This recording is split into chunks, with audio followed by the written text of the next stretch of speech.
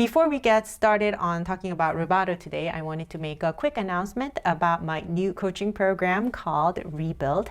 This is a monthly membership where we go through one pedagogically essential piece per month. I give you my weekly guidance videos, which will point you to the right direction. You can get live feedback from me in office hour, and you get an opportunity to perform in the master class and a whole supportive community. I really have a wonderful group of people in my membership right now. I designed this program for adult pianists with no time to practice. I'm only asking 30 minutes per day, 5 days a week, and you will be making progress that you've never seen before. So please come check it out. I'll link it in the description. Okay, let's get started on Chopin's C-sharp minor Nocturne. I recently assigned this C-sharp minor Nocturne by feat.Chopin, opus posthumous, to one of my students. And I know he'll be able to play the notes, and he might even bring it back with projecting the melody and playing the left hand softly. But having the flow, or not playing the music in metronomical time, but having the flexibility and having the control over how the music moves in time, that's a concept that's related to rubato and often thought of as mysterious or just magical. You just gotta feel it. There is no rhyme or reason to how to do the rubato. A lot of students think that you just gotta have the instinct for it. But that's not quite true, and I wanted to talk a little bit about how you can think about it. So I'll share my ideas on 3 levels, more on the structural level, and then the phrasal level, and a more melodic level. I'm hoping that this video gives you some ideas to experiment with in your practice room, not just for this piece, but in any of like 19th century romantic piano repertoire, so that how you command your music becomes more authentic, natural, and more beautifully you. So if you're ready, let's dive into the C-sharp minor Nocturne by feat.Chopin. So my starting point for thinking about rubato is that this music, all of music, but Chopin's nocturnes especially, are deeply emotional, and human emotions are never stuck in this fixed state, and it's ever changing. So how you move through in time by playing these notes should never be in a fixed state, and there should be ebb and flow, stretch and pull, expansion and compression. It should never be in this fixed state. And how you move through that is basically the concept of rubato. And you shouldn't feel random, arbitrary. It's embedded in what Chopin wrote here. That emotional directionality is deeply embedded in what Chopin wrote here. A lot of Chopin's salon music, meaning waltzes, etudes, and these nocturnes, are written in this A-B-A form, where he has this one thematic idea contrasted in the B section with another theme, often in another key, and then the main theme coming back at the end. So that's the A-B-A section, and they're very different. After this short introduction of 4 bars where he has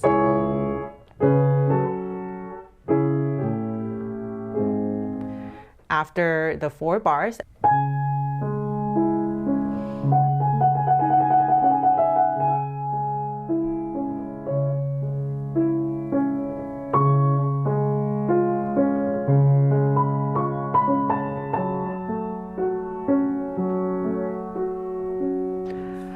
B section is a little different.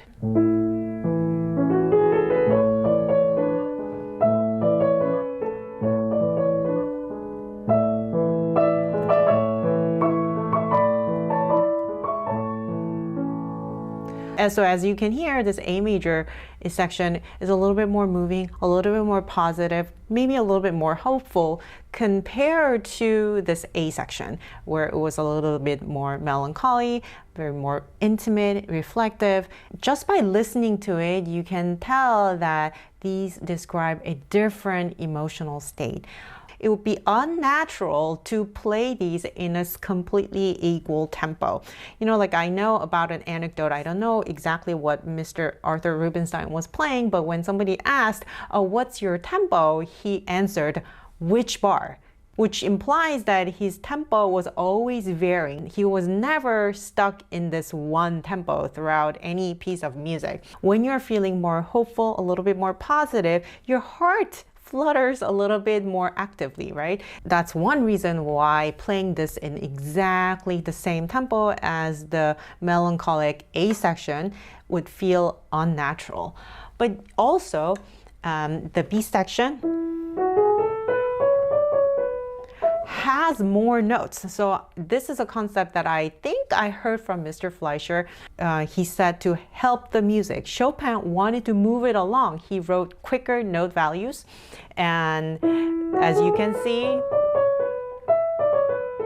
it's more active. So instead of resisting it, help the music go along with it and play it in a slightly more fluid tempo. So if my tempo in the beginning was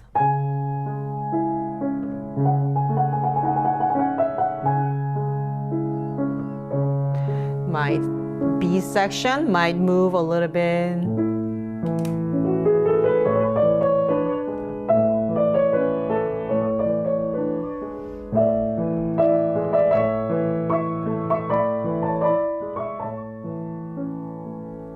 At the end of this B section, we have a little tempo change. This is written out by Chopin. I think some editions even say a different tempo marking for this, but in this edition, which Ekir edition, it has the half note equal to dotted half. So I think that they call it metric transformation, but don't quote me on that. So there's a little quick tempo change actually written out.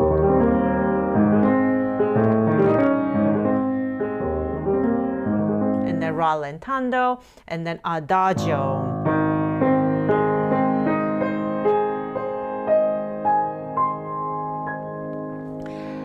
And we are closing this B section quite obviously, so I wouldn't go through it. He says adagio, morendo, disappear, pianissimo with a fermata. So I would really make sure that I take time to close this B section.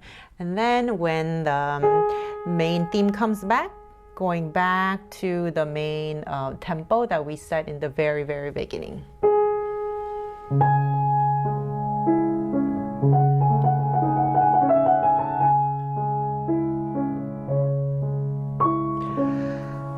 That's rubato on a more structural level. Let's take a look at how rubato works in a more phrasal level. Now, speaking about phrases, it's a really good thing to play these eighth notes, whatever accompaniment figure you have in the left hand. If it's an accompanying figure in the left hand, it's a really good idea to practice these as chords.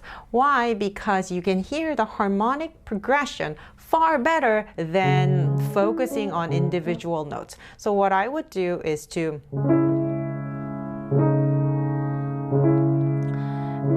slightly in a more moving fluid tempo so that I can hear the progression far better.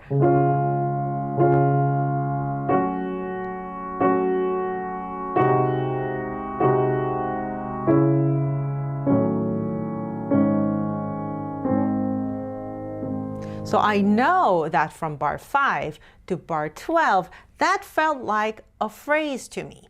So at the end of a phrase, what do? Relaxation. Relaxation comes. So at the least, you want to not hurry through the end of the phrase. So bar 11.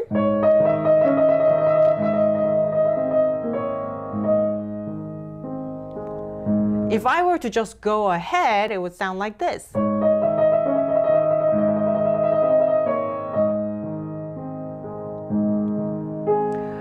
Which sounds okay, but the phrasal structure really becomes transparent when you give it a moment to relax by taking time. So ends of phrases are good places to relax, to give it a moment to breathe.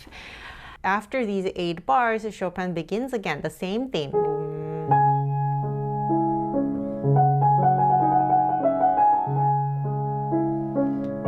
And then these embellishing scale.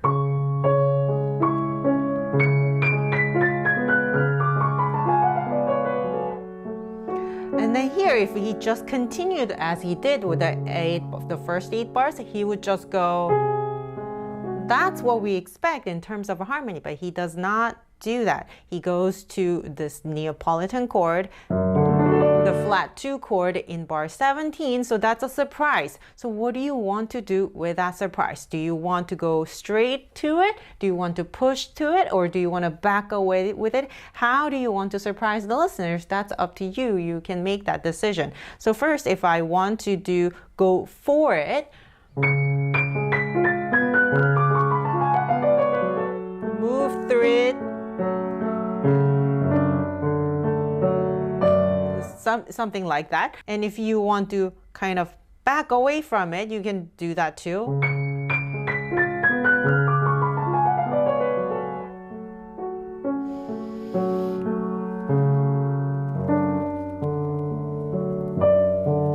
I'm more convinced by the first way, but these are choices that you can make based on your observations.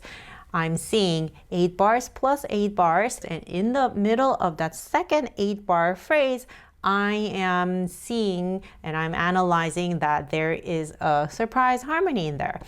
And in bar 17. So what do I want to do with it? Do I want to go towards it, or do I want to kind of back away from it? How do you want to show that unexpected harmony?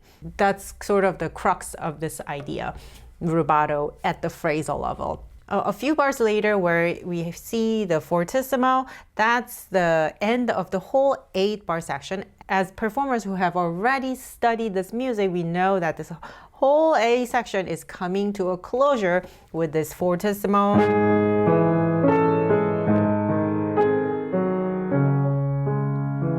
And then the new section starts. So how do you want to go to the B section, where you are going to be in a slightly different emotional state? End of this A section, Chopin or whoever edited it has fortissimo. In the next section, there is triple pianissimo. In order for us to get from fortissimo to the triple pianissimo, of course, we can go in many different ways, but I think the most natural way is to let the fortissimo settle down a little bit before continuing to pianissimo, triple pianissimo. So I would take plenty of time at the end of this A section.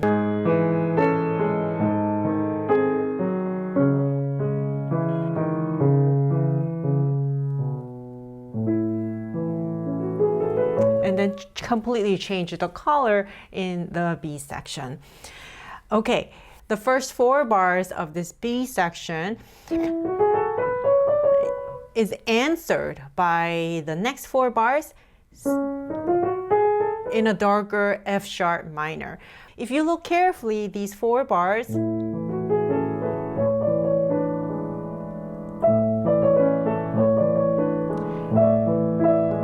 mostly hovering around the A major chord, A major harmony. In the next 4 bars, which is, it starts in F sharp minor,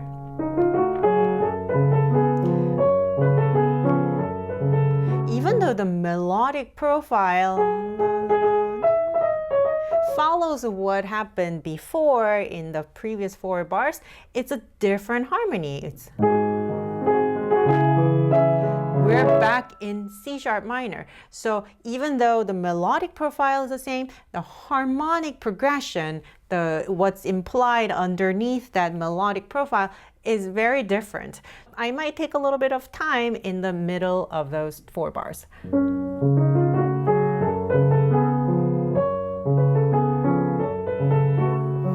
Here, to bring the listeners in a little bit, listen to this. This is something that changes here. So what's really important here is to notice. Notice what changes and what doesn't change. Whenever something changes, that's an indication that Chopin wanted to show a slightly different emotional state. He's pivoting from that point, something a little bit different. And the next thing is to think about how to show that difference. How do you make that harmonic progression clearer to the listeners without like dramatizing it? You're making what Chopin wrote a little bit more audible, a little bit more transparent to the listeners by changing the pace a little bit. If I always spoke at the same pace, I will lose everybody's attention within minutes. But if I change the pacing of my talking, depending on the content, then it'll be far more interesting to listen to. This video is getting a little bit longer than I expected, but let me finish up by talking a little bit about rubato at this melodic level. As you probably know, Chopin's music was inspired by bel canto style, the operatic singing. And a lot of these melodies are very, very vocal, lyrical. That's why it's so useful to think about how a singer might sing it. Even if you're not a singer, if you try to sing this or imagine how a singer might sing it in your head, you can find the most natural way to flow in with this melody. For example, bar 12 to bar 13, there is this octave leap. It's just two notes that are so easy for us to play on the piano, but for singer, you have to make a certain effort. Maybe you need a lot more air, and they most likely, I guarantee you, they will not just go like in the same exact dynamic, exactly in tempo. They are most likely going to take time because it takes effort to get to that octave leap.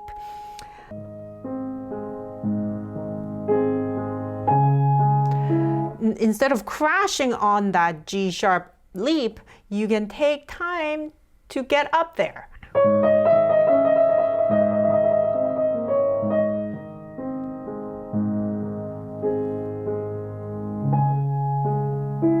Which becomes a lot more natural than the first way that I played it. So whenever you have leaps of like 6th, 7th octaves and up, you don't want to do it like as though it's like it's the easiest thing for you to do, but imagine that effort for a singer to get up there to sing that high note, and that should guide you in the right direction.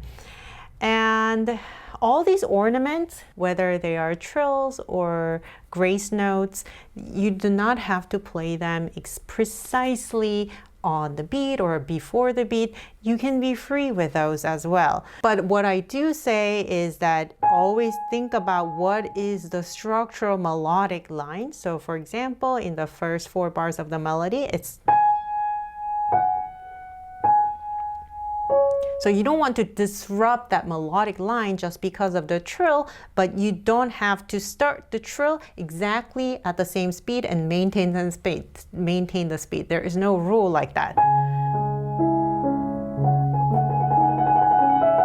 So you can vary during the duration of the half note trill. And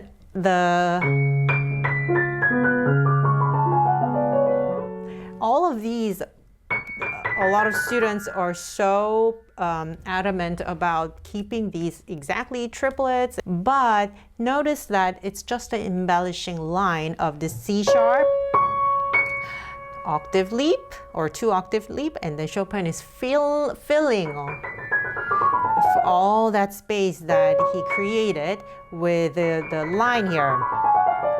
So all that is structurally is that's all there is to it. And all of these are just kind of like expanding the space of this C sharp. So the point is to be free. So don't be so stressed out about keeping these in exact time. Same thing at the end with all these.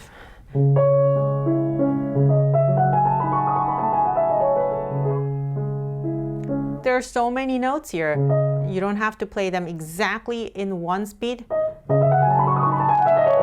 Like no one should sound mechanical like that. He even writes the. That would take time to do. Let all of these notes speak in portato. As long as you know where this the direction of the melodic line is, it's okay to take a little bit of time.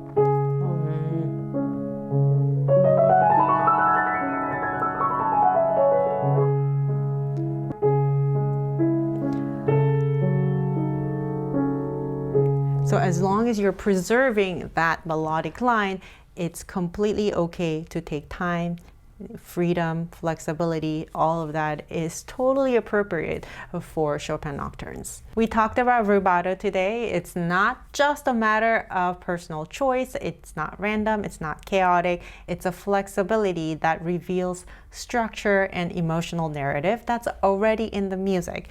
So I hope this gives you some ideas to experiment with. If this lesson resonated with you, then you would love my coaching membership, Rebuilt. We're moving on to CPE Bach's Solfegietto. I'll link everything in the description below. Have a great day, and I'll see you in the next video. Bye.